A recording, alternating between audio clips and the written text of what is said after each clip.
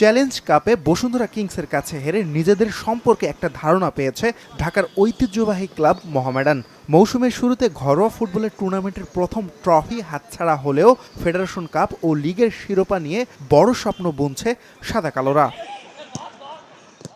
গত মৌসুমের অধিকাংশ খেলোয়াড় ধরে রেখেছে মোহামেডান, তবে ঘরের ছেলে ও একাদশে নিয়মিত মুখ শাহরিয়ার ইমন ও জাফর ইকবাল নেই এবার। গত মৌসুমে দ্বিতীয় সর্বোচ্চ গোলদাতা মালির ফরওয়ার্ড সুলেমান দিয়াবাতের সঙ্গে দুই নাইজেরিয়ান মিডফিল্ডার ইমানুয়েল টনি ও ফরওয়ার্ড ইমানুয়েল সান্ডে এবং উজবেকিস্তানের মিডফিল্ডার মোজাফফরভ রয়েছেন দলে। নতুন যুক্ত হয়েছেন আফ্রিকান দেশ বুরকিনা ফাসোর ডিফেন্ডার মনিরুজ্জুর।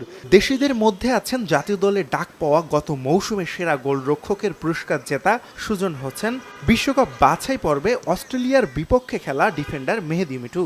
আমাদের সব দিক দিয়ে আমরা প্রস্তুতি নিয়ে রাখছি, আমাদের টিমও আশা করি ভালো আছে। আমরা চেষ্টা করব যে রানার আপ আমাদের যে অবস্থানটা ধরে রেখে আমরা সামনের দিকে এগিয়ে যেতে চাই, মানে চ্যাম্পিয়নের দিকে আমরা লড়তে চাই।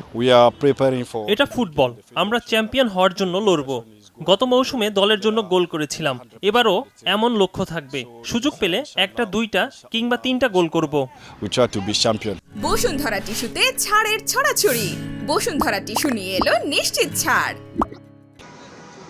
এবারের মৌসুমে বেশ কয়েকজন তরুণের উপর নজর রাখতে বললেন কোচ আলফাজ।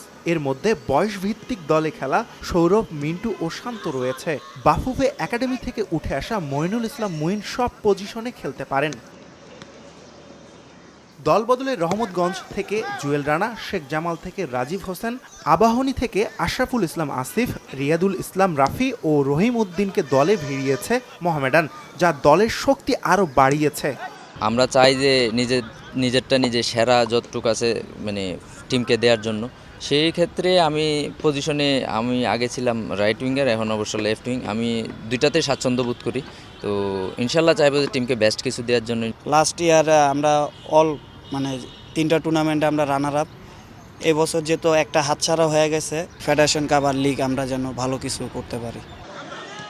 শুক্রবার বাংলাদেশ প্রিমিয়ার লিগে ঢাকা ওয়ান্ডারার্সের বিপক্ষে ম্যাচ দিয়ে এবারের মৌসুমে মূল লড়াইয়ে নামবে মোহামেডান।